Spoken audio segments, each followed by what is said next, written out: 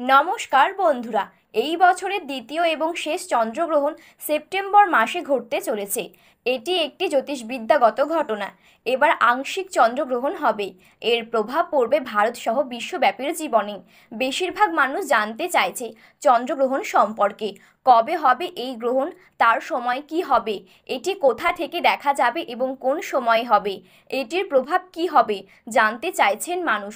তো বন্ধুরা, বিস্তারিতভাবে জানতে হলে অবশ্যই ভিডিওটি শেষ পর্যন্ত মনোযোগ সহকারে দেখবেন এবং আপনি যদি চ্যানেলটিতে নতুন দর্শক হয়ে থাকেন তাহলে চ্যানেলটি সাবস্ক্রাইব করে পাশে থাকা বেল বাটনটি অল করে রেখে দেবেন পরবর্তী ভিডিওগুলো সবার আগে দেখার জন্য।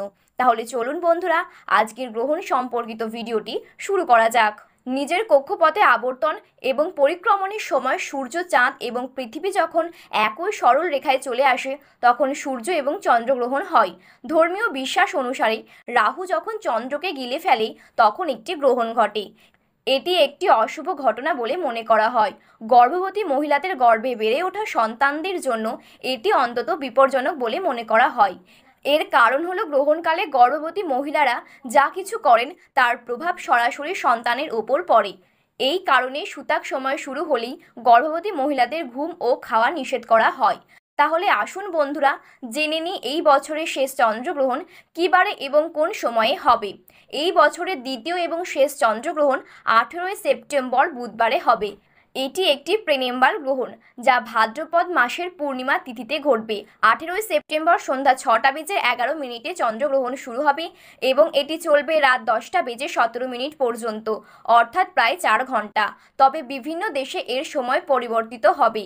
ভারতে কি দেখা যাবে চন্দ্রগ্রহণ, এবার আমরা তা জেনে নেব। বিশ্বের কোথাও এই গ্রহণ দৃশ্যমান হবে 17 সেপ্টেম্বর, আবার কোনো কোনো অংশে দেখা যাবে 18 সেপ্টেম্বর। উত্তর আমেরিকা, দক্ষিণ আমেরিকা, ইউরোপ, আফ্রিকা এবং এশিয়ার কিছু অংশ থেকে দেখা যাবে এই গ্রহণ।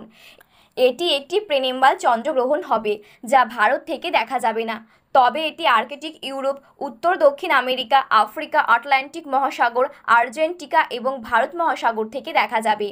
যদিও ধর্মীয় এবং গ্রহের দৃষ্টিকোণ থেকে দেখা যায়, তবে এটি সমস্ত রাশিচক্র এবং নক্ষত্রকে প্রভাবিত করবে। তো বন্ধুরা, এবার আমরা জেনে নেব সূতক সময় কখন থেকে শুরু হবে। সূতক কাল চন্দ্রগ্রহণ শুরু হওয়ার প্রায় 9 ঘন্টা আগেই ঘটে। একইভাবে সূতক সময় বসানো হবে 17 সেপ্টেম্বর রাতে। এই সময় মন্দিরের দরজা বন্ধ থাকে।